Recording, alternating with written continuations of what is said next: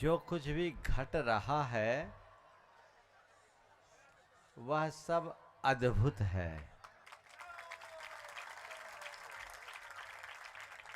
अभी आप सब लोगों ने भगवान की दीक्षा का यह वैराग्यमयी दृश्य देखा। आपके मन में ये सवाल आया कि भगवान ने ये क्या किया? राजपाट वैभव, समुद्रांत धरती पर जिनका एक छत्राधिपत साम्राज्य, 32,000 मुकुटबद्ध राजा जिनके चरणों में नतशीश हो रहे थे, स्वर्ग का इंद्र भी जिनके चरणों में अपना वैभव न्योछावर कर रहा था, उन भगवान को ऐसा क्या हुआ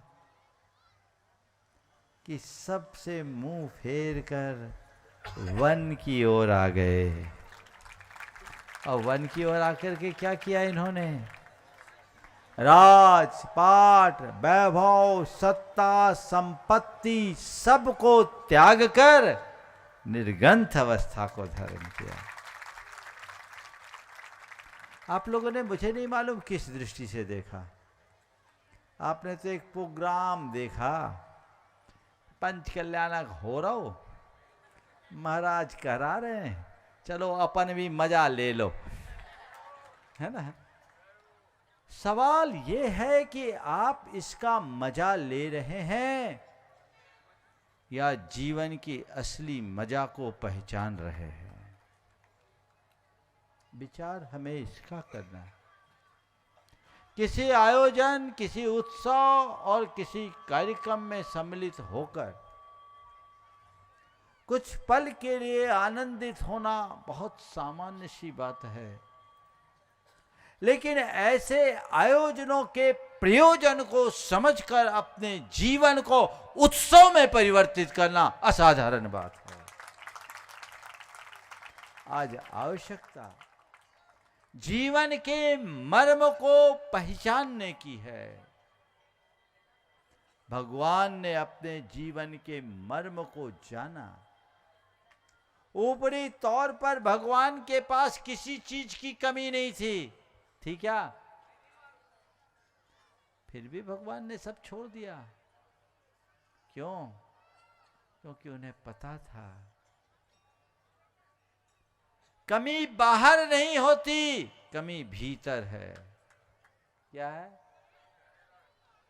और उन्होंने बाहर के सद्भाव को देखने की जगह भीतर के अभाव को पहचाना। उनने देखा मेरे पास बहुत कुछ है, लेकिन आत्मा की असली शांति नहीं है। कमी किसकी थी? किसकी थी? बोलो तो थोड़ा जोर से। और भगवान ने क्या किया? शांति के लिए क्या किया? भगत गुरु के पास पहुंचा और गुरु से कहा, गुरुदेव मुझे शांति चाहिए, गुरुदेव मुझे शांति चाहिए। गुरु ने कहा, बेटा शांति अपने आप मिल जाएगी, मुझे और चाहिए को हटा दे। क्या कर दे? मुझे और चाहिए को हटा दे, तो जो बचेगा वो शांति है। भगवान ने उसी मार्ग को अंगीकार किया जिससे मुझे और चाहिए सब खत्म हो गया। सबसे पहला संदेश तो आज के संदर्भ में मैं दूंगा, क्योंकि मुझे तीनों चरण में बात करनी है। आज मैंने सुबह ही बोला था, आज तो कॉकटेल होगा, आप आनंद लेंगे। और ये मेरे जीवन का भी पहला अनुभव।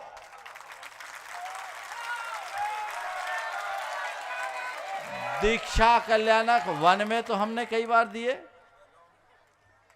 ग्राउंड में दे रहे हैं। दीक्षा कल्याणक में दीक्षा कल्याणक का उपदेश हमने दिया, पर दीक्षा कल्याणक के उपदेश के साथ उसी मंच से रनिंग कार्यक्रम में शंका समाधान आज पहली बार हो रहा है। और सिलवानी वालों, इतने सालों से भावना योग करा रहा हूं, आज दिन में दोपहर में पहली बार भावना योग होने जा रहा है। और मैं देख रहा हूं हाउस फुल है, कहीं कोई गुंजाइश नहीं, बैठने की जगह नहीं है। आप आनंद ले रहे हैं। प्रवचन मैं देख रहा हूं, यहाँ कई प्रकार के श्रोता हैं। बहुत से ऐसे भी लोग हैं जो आज मुझे पहली बार सुन रहे होंगे। बंधुओं, शिलवानी नगर में आकर मैंने जो देखा और महसूस किया है, उसे कह देने का जी होता है। मुझे ऐसा लगता है कि प्रेम, परस्परता, बंधुत्व और आत्मीयता का उदाहरण कहीं खोजना है तो शिलवानी में खोजना चाहिए।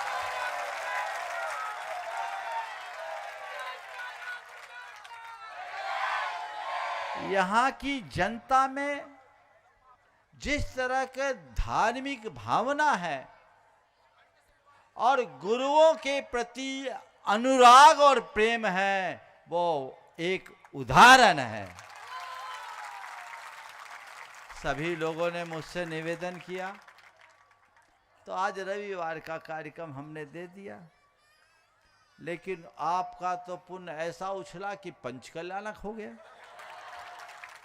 पंचकल्याणक का भी निमित्त ऐसा बना कि चलो दीक्षा कल्याणक वहां संपन्न करा के यहाँ आएंगे, थोड़ा हौच पौच तो होता। बैठे बैठे मेरे मन में आया, क्यों नहीं हम फिर दीक्षा बिहारी करा दे भगवान का। और अब ये मंडप केवल हाई स्कूल का प्रांगण नहीं बचा, ये मंडप दीक्षा वन में परिवर्तित हो गया।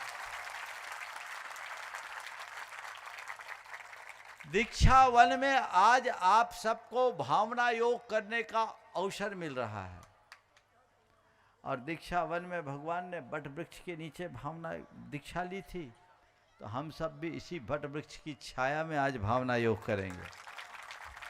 भगवान ने इस बट वृक्ष के नीचे दीक्षा ली, ध्यान किया, तो भगवान ऋषभदेव को इसी बट वृक्ष के नीचे ही केवल ज्ञान हुआ। आज आप ये मान लेना, ये कोई मंडप नहीं, ये विशाल बट वृक्ष है। यहाँ बैठकर हम ध्यान भावना योग करेंगे, जो हमारी भाव शुद्धि का आधार बनेगा। दीक्षा के संदर्भ में मैं आपको बात केवल इतनी सी कहूँगा, क्योंकि मुझे समय सीमा में सब काम करना है।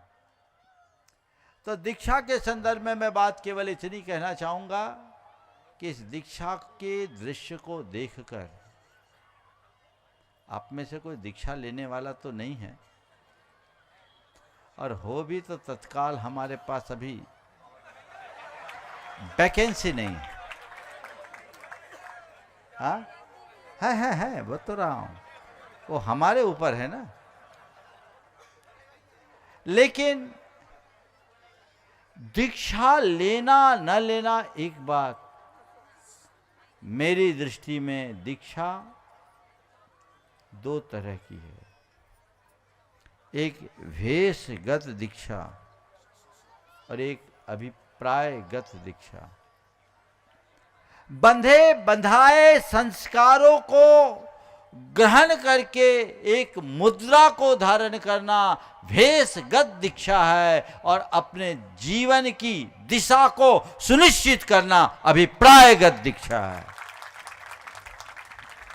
तो बोलो, आज के इस दीक्षा दिवस में आप लोग अपने जीवन की दिशा तय कर लो, तो मान लेना तुम सबकी भी दीक्षा हो गई। इतने ढीले ताली बजाओगे तो क्या होगा? जीवन की दिशा तय करो, मन में एक ही बात रखो, भगवान बता रहे मनुष्य दिशा ये है। राग में सार नहीं, बैराग ही आधार है, उसमें ही उद्धार है। हमारी संस्कृति राग की नहीं, त्याग की है। भोग की नहीं, योग की है, अर्थ की नहीं, परमार्थ की है। हम उस संस्कृति का अनुसरण करें और इस दीक्षा कल्याणक के दिन में केवल इतना मन में बिठा दें कि अब मुझे इसी रास्ते पर चलना है। कम से कम दिशा तो तय करें। अभी तक आप जिस रास्ते पर चल रहे हो उसकी कोई मंजिल नहीं है। अभी तक आप जिस रास्ते पर चल रहे हो वहां उसकी कोई मंजिल नहीं है। बोलो, मंजिल चाहिए?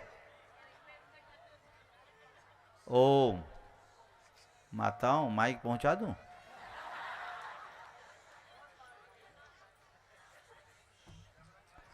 मंजिल चाहिए? बोलो तो मंजिल चाहिए तो राह पकड़िए, दिशा तय कीजिए। अब मैं अपनी भोगा शक्ति को मंद करूंगा। अब मैं अपने आप को परमार्थोन्मुखी बनाऊंगा। त्याग, तप, संयम को अपने जीवन का आदर्श बना करके चलूंगा। तब सच्चे अर्थों में आप भगवान के अनुयायी और भक्त कहलाने के अधिकारी होंगे। ऐसी भावधारा अपने अंतर मन में जगाइए तो ये दीक्षा कल्याणक मनाना सार्थक होगा। यहाँ के नगर निवासियों ने भाई विभोर के पहल पर आग्रह किया। समाज तो चाह ही रही थी, ये आयोजन होना था त्रिमूर्ति मंदिर में, पर यह निवेदन किया। मेरी हमेशा कोशिश रहती, मैं कभी जैनियों के बीच सीमित होकर रहना नहीं चाहता। कहने को मैं जैन पद्धति से साधना करता हूं और इसलिए मेरे नाम के आगे आप लोग जैन मुनि लगाते हो, समझ गए?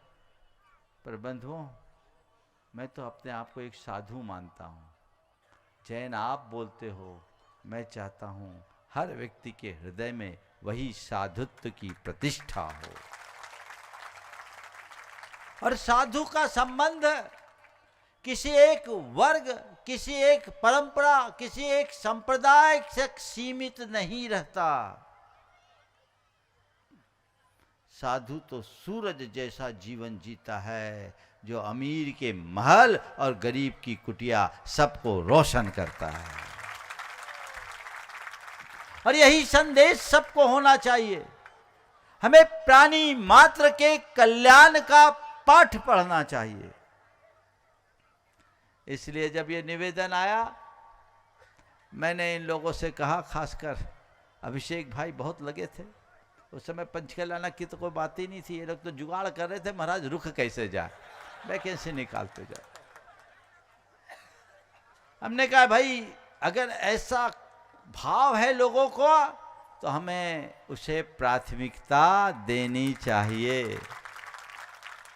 और आप लोगों के उसी स्नेह और अनुराग से प्रेरित होकर आज के इस कार्यक्रम के लिए हमने मन बनाया और मुझे बेहद प्रसन्नता है कि आप लोग बढ़ चढ़ कर के हिस्सा ले रहे हैं। अपनी भागीदारी सुनिश्चित कीजिए। क्योंकि आज आप भावना योग की मानसिकता से यहाँ आए हैं, मैं अब बात को मोड़ रहा हूँ।